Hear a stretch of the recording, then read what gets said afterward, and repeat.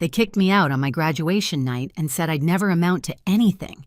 I can still feel the sting of that sentence sharp enough to split the person I was from the woman I'd have to become.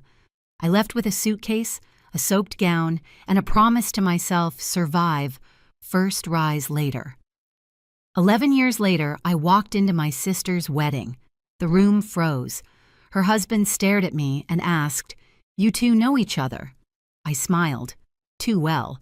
But the real surprise wasn't his question. It was the way my family reacted, like I'd returned holding something they desperately didn't want exposed. Most people talk about childhood like it's a warm place they can walk back into whenever life gets hard. Mine was more like a hallway, narrow, echoing, and lined with doors that only opened for my younger sister, Grace. If you've ever grown up as the responsible one, you know the script. I learned early that being quiet kept the peace, that stepping aside kept the household running, and that love in our home came with conditions printed so small you didn't notice until you failed one. My father, Rowan, ran a family clinic in the city. He carried himself like every opinion he had was a medical fact.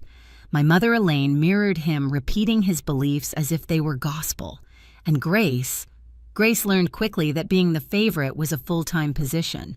She played the part beautifully, soft voice, wide eyes, a talent for looking helpless at exactly the right moment. I remember watching them from the hallway when I was a teenager, my father leaning over her homework, my mother fussing with her hair before piano recitals. I'd stand there with my backpack still on, holding straight-A report cards they never asked to see. You tell yourself you don't care. You tell yourself it doesn't matter. But cracks form quietly long before anything breaks. Even then, I worked. After school shifts, weekend jobs, I saved everything, counting it in a little tin box under my bed, my way out, my future. When my acceptance letter arrived, I cried in the parking lot behind the grocery store where I stocked shelves. Grace got balloons, cake, a family dinner. I told myself it was fine. I told myself fairness was a luxury some of us just didn't get. Evan came into my life years later, when I was working the night desk at a hospital and studying between patient charts. He was a resident, then sharp kind, always noticing when I hadn't eaten or when I'd fallen asleep on my notes. He didn't ask about my family at first, maybe sensing that the truth lived behind a locked door. Liam came after that, a miracle wrapped in laughter and sticky fingers, a reminder that I could build something better than what I came from. For a long time, I avoided anything that carried the Hart name. Family photos, holiday gatherings, even the city block where their clinic sat. But the wedding invitation changed everything, not because I wanted to see them again, but because the envelope held a weight I couldn't name. And deep down, I knew walking into that ballroom would mean opening a door I'd kept shut for more than a decade. 11 years later, I walked into my sister's wedding. If the past had a temperature, the ballroom felt exactly like it. Too bright, too polished, too eager to pretend nothing had ever happened. Chandeliers threw gold onto marble floors, and guests in elegant suits drifted like they were part of a scene staged for a magazine spread. I stood at the entrance for a moment, smoothing the front of my dress, steadying my breath. Evan rested a reassuring hand on the small of my back, and Liam clutched my fingers, craning his neck to see the towering cake across the room. "Mom, do we know anyone here?" he whispered. "Only ghosts," I thought. We stepped forward and conversations didn't stop, but they shifted softly like curtains catching a draft. Faces turned, eyes widened. It was subtle, but I felt it. Recognition spreading in tiny waves. A few doctors paused mid-sentence when they spotted my name on the place cards near the entrance. I was used to that reaction in professional settings, but not here at a wedding where my own family had once sworn I'd never be more than a failure. Grace appeared first. She turned toward me with the exact expression I remembered from childhood, surprise melting into calculation, calculation hardening into panic. Her white gown shimmered under the lights, but her shoulders tensed, and the smile she tried to form wobbled like a poorly tied ribbon. "Adeline," she breathed, as if saying my name might summon a reckoning she wasn't ready to face. Behind her, my parents froze. Rowan's jaw clenched, and Elaine's hand flew to her necklace, a gesture she always used when caught off guard, as though clutching pearls could rewrite history. Why are you here?" my mother whispered. I lifted the invitation slightly. I was invited. Before they could respond, movement stirred beside Grace. A man stepped forward, broad-shouldered, polished the kind of poised confidence that comes from years of medical training. Daniel, her husband. The groom. He studied me with the analytical calm of someone trained to read people in seconds. His eyes flicked from my face to the small name badge clipped to my clutch, and something sharpened in his expression. "You two know each other?" he asked, glancing between me and the family who suddenly looked like they were standing on cracking ice. The question struck a silent chord through the room. Grace went stiff. My parents blanched. Guests nearby slowed their steps. The air tightened, waiting. I felt the old ache tug at my ribs, the memory of rain, the slam of a door, the words that carved themselves into me the night they drove me out. But beneath that ache was something steadier, stronger, the woman I'd become. I smiled. Too well. Daniel blinked confused, and in that tiny hesitation I saw the first thread unravel. Grace's fingers knotted in the fabric of her gown. My mother's lips parted like she wanted to intervene but had no script prepared for this moment. Evan leaned closer. "You okay?" he murmured. "I'm fine," I said, and for the first time in a long time it was true. Because I could feel something shifting, not loud, not chaotic, but quiet and inevitable, like pressure building beneath glass. And deep down, I knew this was only the beginning. Grace tried to recover first. She let out a shaky laugh, the kind she used to give teachers when she hadn't read the assigned chapters. "We just haven't seen each other in ages," she said, reaching for Daniel's arm like she needed an anchor. Daniel didn't lean into her touch. Instead, he kept studying me with the kind of curiosity that made Grace visibly uneasy. "Your last name is Hart," he said thoughtfully. "So is hers. But she never mentioned—" "She doesn't like talking about the past," my mother cut in sharply. "Today is a happy day. Let's focus on that." But her voice trembled and Daniel noticed. He turned to Grace again, slower this time, more deliberate. "Why didn't you tell me you had an older sister?" Grace opened her mouth, closed. It opened it again. It just never came up. The weak answer hung between them like smoke. Evan squeezed my hand. A few nearby guests stopped pretending not to listen. I didn't need revenge. The truth was doing the work for me. A server passed with a tray of champagne. I picked up a glass, letting the cold stem settle into my fingers while I watched the three of them, my sister, my mother, my father, shuffle under the weight of a story they had spent over a decade trying to bury. Rowan finally stepped forward. "Adeline," he said in a low voice meant only for me, but too brittle to stay contained. "I don't know what you're trying to do, but this isn't the place. That old instinct, the one that used to make me shrink, apologize, fold myself. Smaller flickered for a moment, then died. I'm not trying to do anything I said. I'm simply attending the wedding I was invited to." For a second, he looked like he might explode. Then he caught Daniel watching him recalibrated and forced a smile so tight it looked painful. "Let's all take a breath," Daniel said carefully. "I'm just surprised. Grace told me she handled the family clinic alone for years, that her parents depended on her, that she was the only one who stayed." My eyebrows lifted a fraction. "Is that what she said?" Grace paled. The room seemed to shift around us, tiny changes in posture, glances exchanged, whispers forming. Evan's practiced calm beside me became a grounding force. Liam tugged my dress. "Mom, can I get cake yet?" "Soon," I whispered. Grace stepped closer, her voice lowered to a hiss only I could hear. "Why are you doing this? Why show up now?" "I didn't know I needed your permission," I replied. Her eyes pooled with panic, not guilt panic. The kind a person feels when the facade is slipping and there's nothing left to hold on to. Moments later, she disappeared into the hallway, heels clicking too fast for a bride. Elaine followed. Rowan lingered, glaring at me like I had reached out and snapped the life he'd constructed for Grace. But all I had done was walk in the door. Evan nudged me gently. "She's unraveling," he murmured. "No," I said softly. "She's revealing." And when I finally followed her to the restroom hallway, I knew something had shifted inside me. I wasn't that drenched 18-year-old anymore begging to be believed. I was the one they should have feared losing. I found Grace in the restroom hallway gripping the marble counter as if the room were tilting. Her reflection looked brittle, eyes too wide, breath too fast, the kind of panic you can't hide behind makeup or pearls. When she saw me, her shoulders snapped back. "You had no right to come here," she whispered, voice fraying at the edges. "I was invited," I said, "by your husband." Her jaw tightened. "Daniel doesn't know everything." I'm starting to realize that I replied.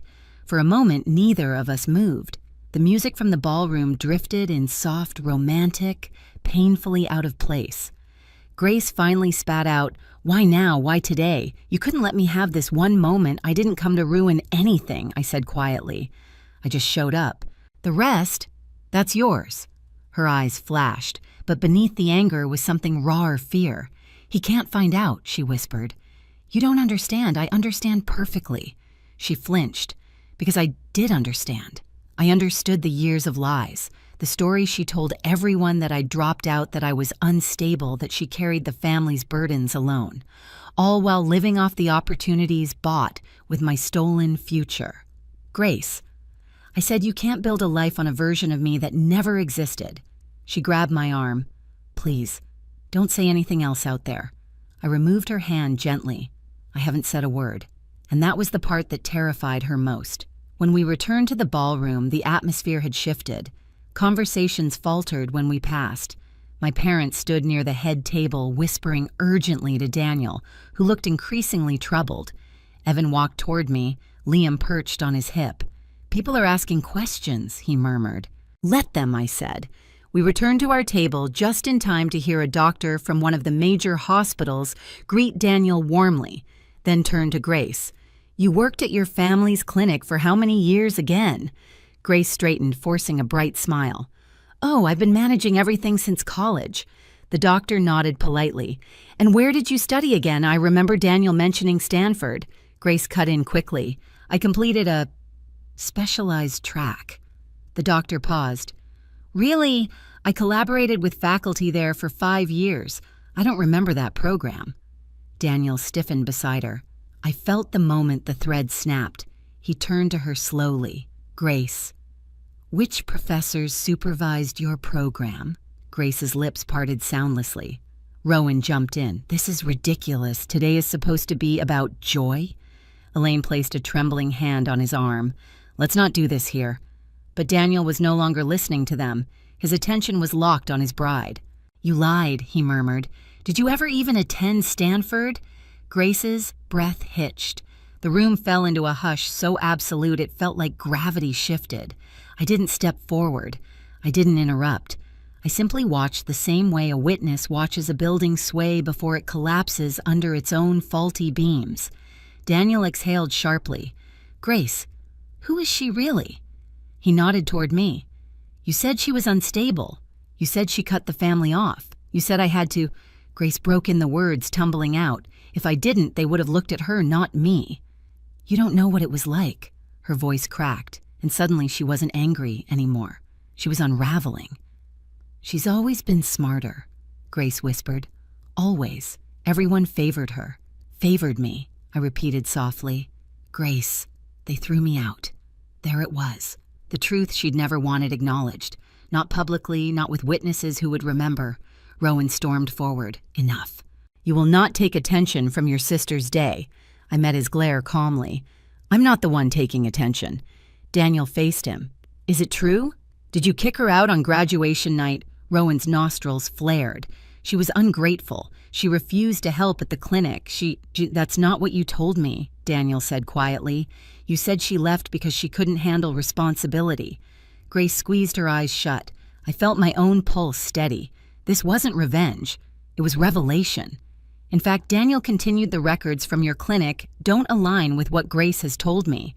I saw her name listed only as a receptionist, nothing more." Elaine paled. Rowan took a shaky step back. And just like that, the structure they'd built, the narrative they'd depended on for 11 years began to crumble. Daniel turned to me. "And your name appears on the early administrative systems, training logs, billing correspondence. Why would she be listed there?" I held his gaze. "Because I used to help run the place." Grace's breath caught. "I didn't think you'd remember those. I remember everything I said." There was no anger in my voice, only truth, and that truth drew every eye in the room. Daniel looked devastated. "Why would you hide this from me?" Tears spilled down Grace's cheeks. "I didn't want to lose you. You lost me the moment you lied," he said. He stepped away from her just a few inches, but enough that everyone saw. A tremor of whispers rippled around the room. Liam tugged my hand. "Mom, are you mad at that lady?" I knelt. "No, buddy, just sad," he nodded solemnly. "People shouldn't lie." Daniel approached me slowly. "Adeline," he said, his voice low but steady, "how much of what they told me about you was false?" "Most of it," I answered. Rowan lunged forward. "Don't listen to this." He didn't finish. A man from the investigator's office had stepped into the ballroom, one of the quiet figures who'd been tracking the financial inconsistencies I'd reported months earlier, without malice, without commentary, just facts. The sight of him made Rowan go rigid. Elaine swayed. Grace let out a small, broken sound. I didn't move, didn't speak, didn't smile. Justice doesn't always arrive loudly. Sometimes it walks in the door and simply stands there long enough for the guilty to recognize themselves. Rowan swallowed hard. "This is a private event." The investigator spoke calmly. "I won't disrupt the reception. I'm here only to deliver documents regarding the clinic's billing practices. They should be reviewed promptly." He held out the envelope. No one reached for it. Finally, I did. Not to claim it, just to hand it back to Rowan. "You should open this," I said softly. The room was so quiet I could hear the fragile tremor of paper as he took it. Evan stepped beside me, his presence warm and grounding. Liam leaned into my legs, sensing tension, but not quite understanding it. Daniel looked at me with something like respect softened by regret, sharpened by truth. And Grace? She sank into a chair, her gown pooling around her like a fallen curtain, hands shaking as she stared at the life she'd built on borrowed pieces. I didn't feel victory. I felt release.